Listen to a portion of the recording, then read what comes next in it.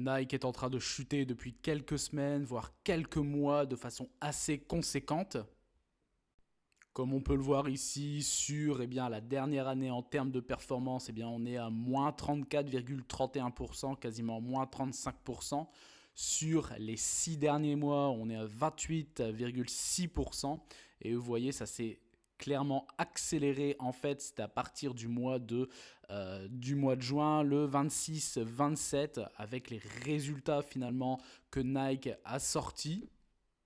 Et donc par rapport à ces résultats, en l'espace de quelques jours, voire même quelques heures, on est passé des 90-94 dollars l'action à clairement 76-77. Alors pour les personnes ayant Nike depuis de nombreuses années, une dizaine d'années en tant que détenteur et actionnaire de l'entreprise, vous seriez aux alentours des 85-86% de performance. Mais on voit très clairement que depuis la période Covid et le plus haut atteint ici, c'était en novembre 2021 aux alentours des 177 dollars. Et donc sur les 5 dernières années, cela représente finalement une performance qui est négative de l'ordre de moins 15, moins 16%, et ça s'est très clairement accéléré après, vous voyez là, le plus haut historique connu pendant la période Covid. Et donc ici, sur un article de Financial Times, vous voyez ici les actions de Nike ont chuté de 20% alors que les avertissements concernant les ventes secouent les détaillants. Le fabricant de vêtements de sport dit qu'il faut prendre des mesures drastiques et agressives pour réorganiser donc l'inventaire et la structure de l'entreprise après un trimestre qui a été vraiment très très faible et plus faible que prévu. Donc par rapport à ces premiers résultats de ce début d'année 2024, on voit que l'entreprise a fait une baisse des objectifs et donc une baisse finalement des perspectives pour cette année à venir, et donc les revenus qui vont littéralement chuter sur l'année 2024. Ça, c'est déjà un fait accompli. Et donc l'une des caractéristiques principales, c'est que le manque à gagner fait suite à une restructuration prolongée initiée donc par la direction de Nike qui a démarré en décembre de l'année dernière, alors que celle-ci avait déjà subi une forte baisse donc de ses ventes et de ses stocks après avoir averti de la baisse de la demande des consommateurs. Et surtout, alors ça c'est une chose à préciser, c'est que Nike a un marché très très très important en Chine, et depuis la période Covid, les ventes, mais ça c'est quasiment dans tous les domaines, dans tous les secteurs d'activité, les ventes en Chine sont en chute libre. Et là ici sur Nike, on est aux alentours des moins 15, moins 20% de baisse concernant le marché chinois.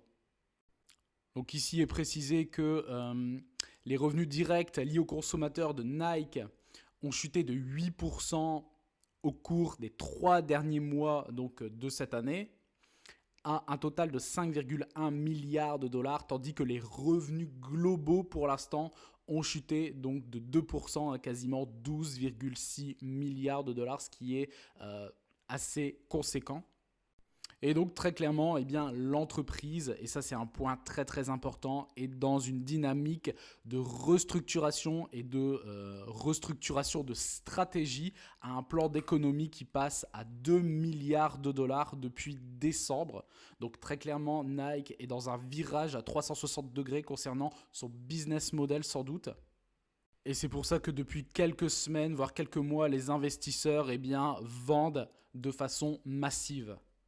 Donc ici on est sur TradingView et vous voyez donc le plus haut historique connu, c'était en novembre comme vu précédemment, mais là de façon beaucoup plus précise sur TradingView, c'était aux alentours des 179-180 dollars l'action Nike. Et vous voyez depuis, donc si je prends ici depuis le plus haut, donc en novembre 2021 jusqu'à aujourd'hui, ça représente quasiment moins 60% du cours de bourse, qui est tout simplement très très important, surtout en l'espace de 3 petites années. D'ailleurs ici, si on regarde davantage, on était potentiellement sur un support aux alentours des 88, 90, 92 dollars. Donc il y avait quand même un support assez important, même si ici on peut descendre 82, voilà, vous voyez. Et là en fait par rapport à ça, eh bien avec cette news très très importante, eh bien le cours de bourse a littéralement chuté en l'espace de en une semaine. Eh bien il a chuté de quasiment 23%. Et du coup, si on se réfère aux historiques précédents, on voit ici, c'était en mars 2020. Donc ça, c'était pendant le début du lockdown, donc du Covid. On voit, il y a eu des mèches qui se sont descendues quasiment à 59-60 dollars. Mais on voit qu'il y a un support justement aux alentours des 64-65 dollars. Donc je ne serais pas surpris finalement que le cours aille rechercher, en tout cas, c'est... ici se bat aux alentours des 60, 64, 65, voire peut-être même plus bas. Hein. Après, quand on regarde le graphique sur du long terme, vous voyez, le cours de bourse a toujours été dans une performance assez exceptionnelle, toujours en perpétuelle croissance. Donc au bout d'un moment, toute cette hausse depuis minimum une dizaine d'années, il faut très clairement la digérer. Donc concernant le rendement ici, on est aux alentours des 2,04%, ce qui reste finalement très moyen. Ici concernant la sûreté du dividende, on le verra par la suite, mais le dividende est très très safe. Concernant la croissance, là par contre on est vraiment sur une chute, donc je mettrais, il n'y a pas du tout de croissance, on est en sous-performance. Concernant la croissance des dividendes sur les 5 dernières années, la moyenne par an sur les 5 dernières années c'est 11%, donc ça c'est excellent. La capitalisation boursière de Nike est de 109 milliards de dollars, ce qui est quand même énorme. Concernant ici le PER, le Price to Earning, c'est-à-dire le ratio court par rapport aux bénéfices de Nike, c'est 19, donc ça reste correct. Et je pense que si le cours continue à chuter, ce sera vraiment une opportunité parce que pour moi, ça reste quand même une top entreprise avec des fondamentaux qui sont solides. Et ici, donc, par rapport aux bénéfices par action, il est de 3,73 dollars. Et vous voyez, là où l'entreprise était quand même surévaluée sur ses plus hauts historiques, ici, on était en 2020 sur un PER de 60. Vous voyez la chute drastique. Mais du coup, par rapport à la sécurité du dividende qui est quand même excellente, c'est parce que finalement, l'entreprise est quand même sur un ratio de distribution plutôt conservateur parce qu'il est de entre 37 et 40%, ce qui reste, on va dire, 60% de cash dans les caisses de Nike, après avoir distribué finalement le cash, les dividendes à ses actionnaires, donc ça reste conservateur et l'entreprise, même avec ce genre de problématique, elle peut voir venir pour les années futures. D'autant plus que les 60% qui restent vont lui permettre justement de réinjecter du cash de façon massive pour prendre un nouveau tournant dans sa ou ses nouvelles stratégies.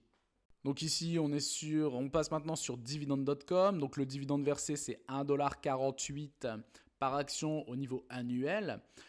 Concernant le average price recovery, il est de 2 à 3 jours. Ça veut dire qu'une fois que Nike a versé les dividendes à ses actionnaires, 3 jours après, l'entreprise a retrouvé son cours de bourse.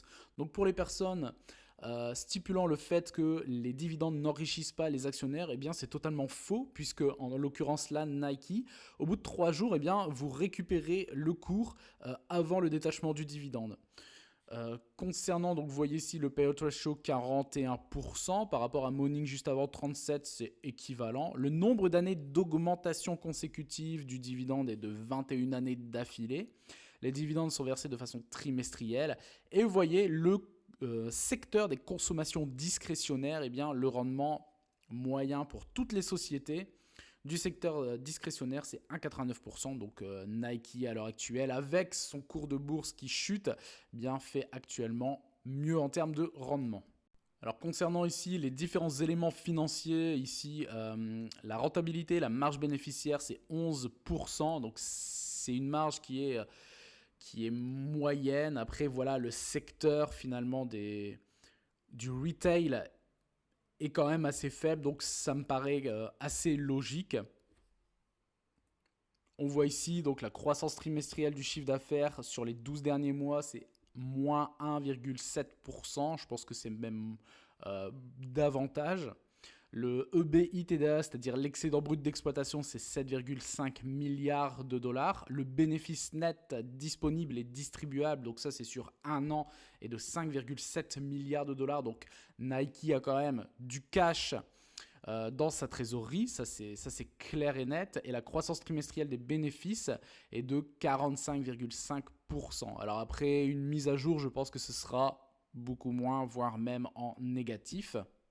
Donc si on passe maintenant sur les comptes de résultats, vous voyez 2020 c'était 37 milliards 4 de chiffre d'affaires, grosse augmentation en 2021 44,5 milliards, 2022 46,7, donc en augmentation également, et vous voyez de 2022 à 2023 51,2 milliards de dollars. Et donc, depuis les 3 dernières années, c'est en augmentation. Le coût des ventes, c'est exactement pareil, on est en augmentation. Le bénéfice brut, eh bien, il est également en augmentation très nette depuis 2020.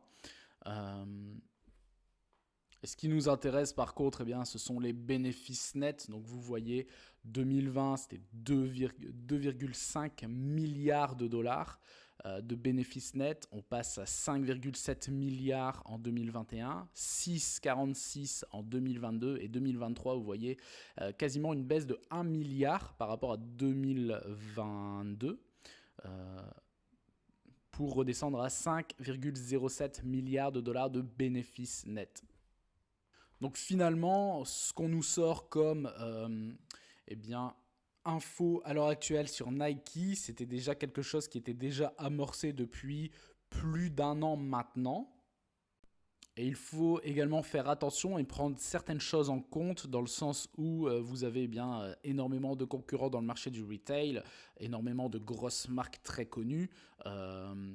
Et vous avez une entreprise, par exemple VF Corporation, qui fait également de la vente de marques comme Vans, Quicksilver et j'en passe.